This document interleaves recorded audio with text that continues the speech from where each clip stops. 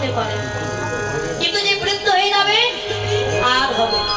অনেক বৃদ্ধ বাবাজি মায়েরা আছেন, আপনারা বলবেন আমরা বৃদ্ধ বয়সে কৃষ্ণ ভজন করছি, আমরা কি ভগবানের কৃপা লাভ করতে পারবো? তার চরণ পাবো না? পাবেন, তবে একটু কষ্ট করতে হবে। কিভাবে কষ্টটা কেমন? বাবা, গাড়িতে আপনি ফুল টাকা দিয়ে টিকিট করেছেন এখান থেকে সাতক্ষীরা যাওয়ার জন্য, তো গাড়ির সিট না পেয়ে গাড়ির রড ধরে ঝুলে যাওয়া যে আরাম, বৃদ্ধ বয়সে কৃষ্ণ ভজন করায় ঠিক সেই রকমই আরাম। আমাদের চৈতন্য গাড়ি একটি, দুইটি নয় একটি।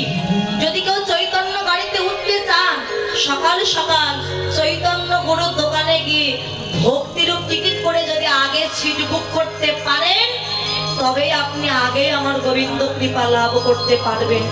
কিন্তু বৃদ্ধ বয়সে কি হবে?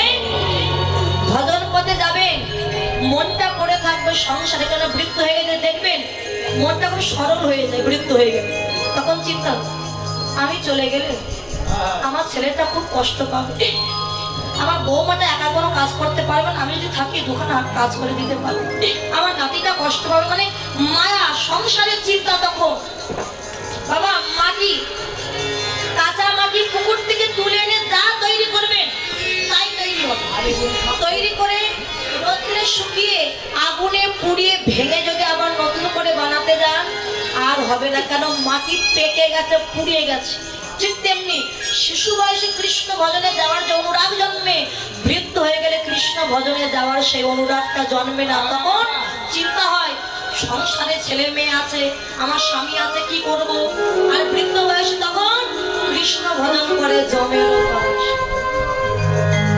তাই কৃষ্ণ ভজনে যেতে হলে সকাল সকাল যাও, এই দেহ মন প্রাণ একবার গৌর গোবিন্দের চরণে নিবেদন করে। এই ললিতা, এই বিশাখা, চল সূর্য কোথায় যাবে?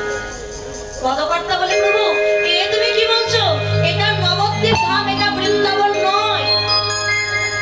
ললিতা বিশাখা ছিল বৃন্দাবনে। আজকে তুমি ললিতা বিশাখা কাদের বলছো? বাবা, রায় রামানন্দ, স্বরূপ দামোদর, এনারাই হলেন সেই বৃন্দাবনের ললিতা এবং বিশাখা নামক সখী। তাই গৌর হরি বলছে আমি হলাম রাধা আর এই হচ্ছে আমার সে সখী। ভাই চল তোরা করে সাজিয়ে আমি সূর্য চল।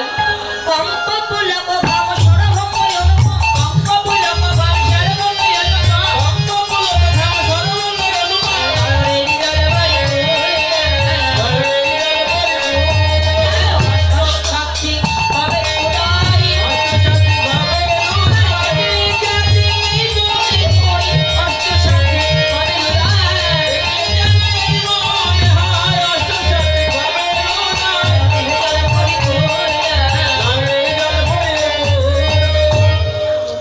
অষ্টসাত্ত্বিক মহাভাবের বিকার ঘটেছে প্রভুর। দেখ কি কি শ্বেত, স্তম্ভ, রোমাঞ্চ, স্বরভেদ, বৈবর্ণ, কম্পন, অশ্রু, প্রলয়। পদে কি বললেন? কম্প পুলক ভাব। প্রভুর সর্বাঙ্গ কাঁপুনি হচ্ছে, কাঁপছে।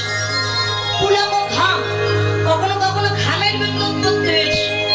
স্বরভঙ্গ মানে কণ্ঠস্বর বিকৃত হয়ে যাচ্ছে, ভেঙে যাচ্ছে। অনুপম নয়নে জল পরিপূর্ণ, কখনো কাঁপছে, কখনো কাঁপছে, কখনো কণ্ঠস্বর ভেঙে যাচ্ছে, কখনো ঘামের বিন্দু দেখা দিচ্ছে। মানে অষ্টসাত্ত্বিক ভাব প্রভুর দেহে একেবারে দেখা দিচ্ছে। আর যখন প্রভু যাচ্ছে, বাম ভুজই বাসনে মুখ ঝাঁপায়, বাম ভুজই বাসনে মুখ ঝাঁপায়, বাম ভুজই বাসনে মুখ ঝাঁপায়, আবলায় বলায়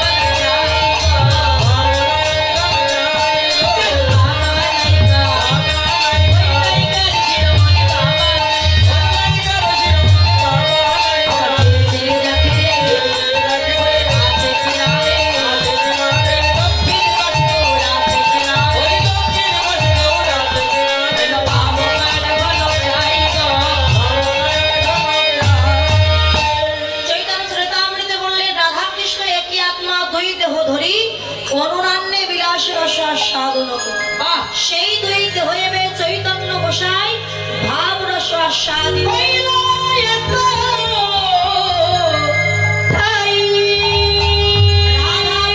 শক্তি কৃষ্ণ পূর্ণ শক্তিমান, দুই মিলে ভেদ নয় শাস্ত্রেরও প্রমাণ। রাধা এবং কৃষ্ণ আত্মা একটি, কিন্তু দেহ দুই। বৃন্দাবনে লীলা করবার পরে দুই দেহ গোসাই গৌর হয়েছে। তাই গৌর হরি কখনো কখনো রাধা ভাবে, কখনো কখনো কৃষ্ণ ভাবে, আবার কখনো কখনো গৌরাঙ্গ ভাবে তিনি বিভোর হয়ে। বর্তমানে রাধা প্রেমে বিভোর হয়ে গৌর হরি তিনি যখন যাচ্ছেন ঠিক সেই সময় রাত